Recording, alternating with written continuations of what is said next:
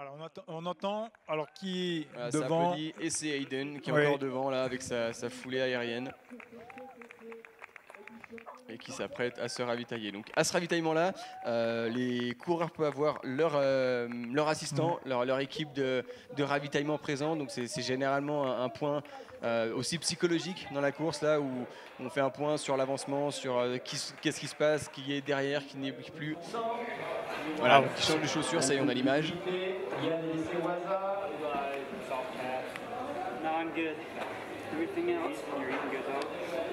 Everything's good, yeah, I feel pretty solid actually. Keep the food in.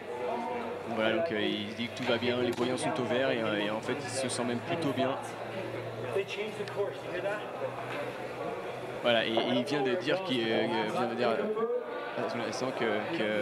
la course avait été modifiée. Ça mange de la compote, voilà, ça prend quand même le temps de récupérer les calories, hein, ça c'est très bien. Et puis voilà, de faire aussi un petit point sur la course, de pouvoir échanger avec son équipe. Mais regardez là, il est hyper lucide. Alors il faut savoir qu'ils sont dans le même team, hein, ils sont dans le team Oka, hein, tous les deux. Ouais, ouais. Mais vous voyez, hein, c'est la compétition et Oh là il là. a décidé d'attaquer. Explosion du paquet de chips. Alors voilà, des fois on a un peu des ayatollahs de la nutrition et puis il y a les requins qui mangent des chips. Et Zach Miller, vous allez voir Zach Miller comment il mange. Voilà, cette image avait été absolument exceptionnelle, hein. C'était l'année dernière pendant la nuit à Courmayeur où il nous avait déglingué un ravitaillement tout seul. Ouais, c'est carrément un repas de fête pour Zach Miller. Ouais, les Américains qui sont très spontanés, hein. De toute façon, ils vont là où ils ont envie. Ils mangent ce qu'ils ont envie, comme tu disais tout à l'heure. Voilà, ils savent que c'est de l'alimentation fonctionnelle, quoi. Ils savent qu'il faut faire rentrer les calories. Allez hop, on y va, on boulotte, on envoie et puis c'est parti. Mais en tout cas, là, il passe quand même pas mal de temps au ravitaillement. Oui. On verra comment ça se passe pour Ludo. Ludo n'est pas encore rentré, a priori. Non, toujours pas. Et donc hop, ça ressort par le même endroit et c'est reparti. Il me semble qu'il y aura un contrôle des sacs aussi, hein. C'est ce qu'il y avait eu les années précédentes. Alors on va voir dehors si c'est le cas et s'il va se faire arrêter. Voilà. Donc contrôle du matériel obligatoire. Comme ça, ça permet aussi de mettre tout le monde au même pied. Voilà, donc plutôt de retirer son sac, c'est vrai que c'est quelque chose d'assez fastidieux. Donc il lui demande de regarder lui-même et de montrer ce qu'il y a pour valider que tout le matériel est bien là. Ouais, ça fait partie du règlement, il faut le respecter, c'est important. Ouais.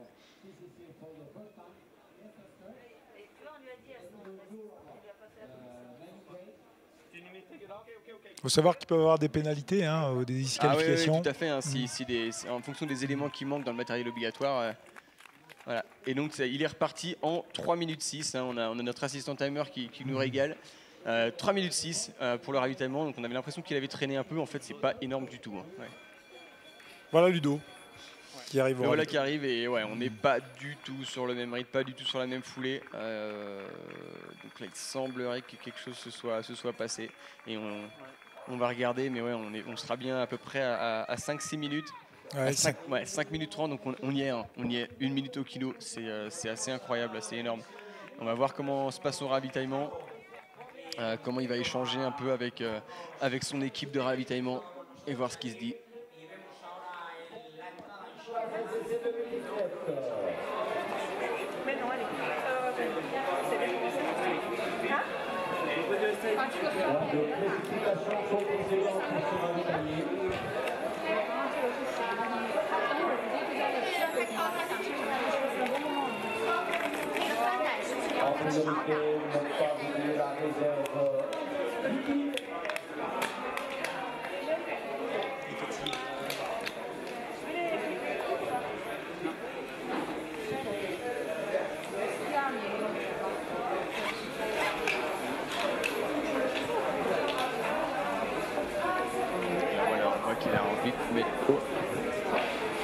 La prochaine étape, ça va être que lui mange sur place aussi. Hein. Généralement, il y a une consommation d'eau, de nourriture sur place pour ne pas avoir à les emmener avec soi. Et puis voilà, de manger un peu ce qu'il y a. Donc là, il vide les anciens gels, il remet des gels. On refait un peu le plein Un petit coucou à la famille Pommeret avec Céline hein, qui fait son ravitaillement, voilà, son épouse. Donc ça c'est aussi pas mal. Et non, en fait il repart même sans manger. Hein. Ouais, il a pris ce qu'il fallait. Il va peut-être aller chercher... Il a pris ce qu'il fallait dans son sac et puis il va s'alimenter. Voilà, il a été averti qu'il y avait le matériel obligatoire, donc ça c'est aussi très malin, parce que comme ça on perd moins de temps. Et du coup on sera également sur un ravitaillement relativement éclair. Je suis surpris qu'il n'ait pas mangé, surpris qu'il ait rien pris, enfin qu'il n'ait rien mangé sur place. Ah bah ça c'est du ressenti aussi, hein. Effectivement des fois ça passe pas, on n'a pas envie forcément de manger au ravitaillement. C'est pas une obligation, il a emporté ce qu'il fallait et ça va peut-être aller mieux, il a peut-être des petits soucis, des fois parfois gastriques, on a un peu mal au ventre, on n'a pas forcément envie de s'alimenter, mais il faut le faire quand même. Ouais. C'est autant de calories qui sont ingurgitées et qu'on n'a pas à transporter après. Hein. C'est sûr que là, quand on boit et qu'on mange au ravitaillement, bah derrière, on sait que pendant la demi-heure qui suit, on peut être relativement serein. Ah oui. Là, la montée de bovine, chaque fois que je la fais, la montée de la giette, je me dis, mais à l'UTMB, ça doit être quelque chose quand même. Tu m'étonnes. Alors, je crois que la première féminine arrive. On va s'en apercevoir juste après avec le cadreur qui est là. Voilà, la voici, la première féminine. Donc, l'Espagnole Maite Mayora Elizondo qui arrive 15h19.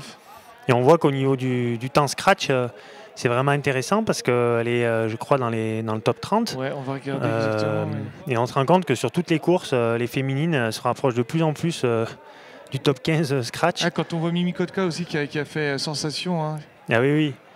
Sur la TDS, je crois qu'elle fait 10e, il me semble, au scratch. C'est ça, top 10 scratch, c'est énorme. Ouais. Alors là, elle est peut-être un tout petit peu... Elle est 53e, un peu plus loin, mais bon, c'est pas fini. Et je pense qu'elle peut... Et je pense qu'au plus on va avancer dans les années, au plus le niveau féminin va se rapprocher des meilleurs coureurs. Parce que j'avais vu une étude où les femmes étaient beaucoup plus endurantes en fait, que les hommes. Et en fait, elles gèrent beaucoup mieux souvent les efforts que nous. Nous, on a tendance à partir beaucoup trop vite. Et elles se connaissent peut-être un peu mieux et elles gèrent beaucoup mieux les efforts. Alors tout à l'heure, au dernier pointage, eh bien... J'ai regardé les pointages qu'il y avait chez les femmes avec Maïté qui avait 3 minutes d'avance donc sur Clary Gallagher, l'américaine. Donc c'était assez serré quand même, on va voir, c'est intéressant. Alors après, il y avait le trou quand même hein, qui était fait sur les poursuivantes. La Yekane, c'était à 11 minutes.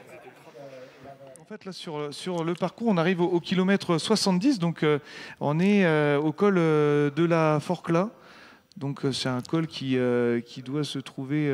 on avance, on doit être par là. Col kilomètre 70, donc un petit peu avant Trian.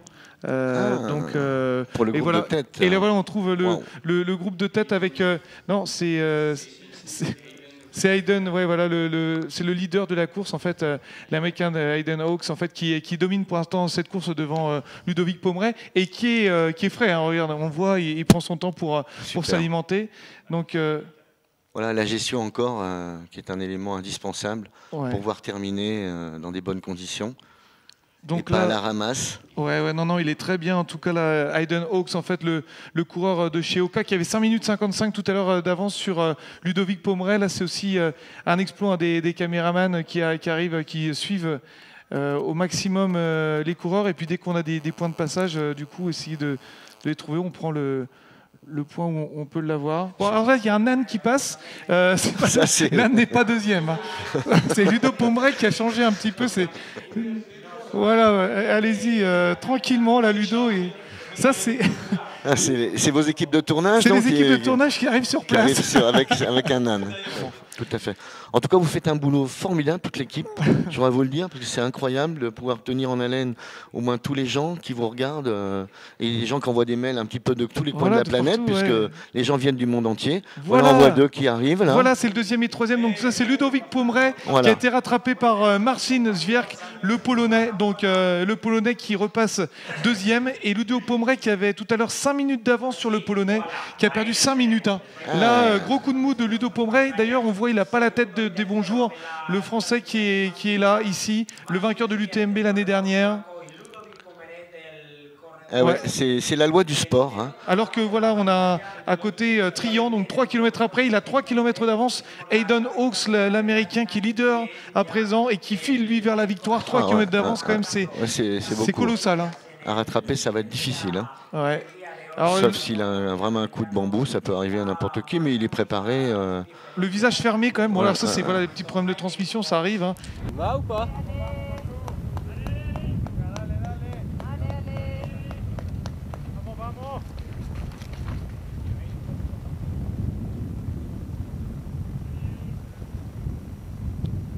Je suis à l'image ou pas?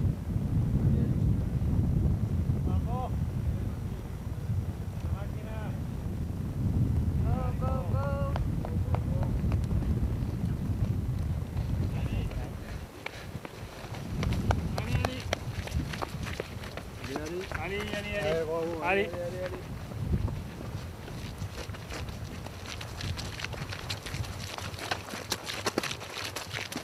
Allez, Tom.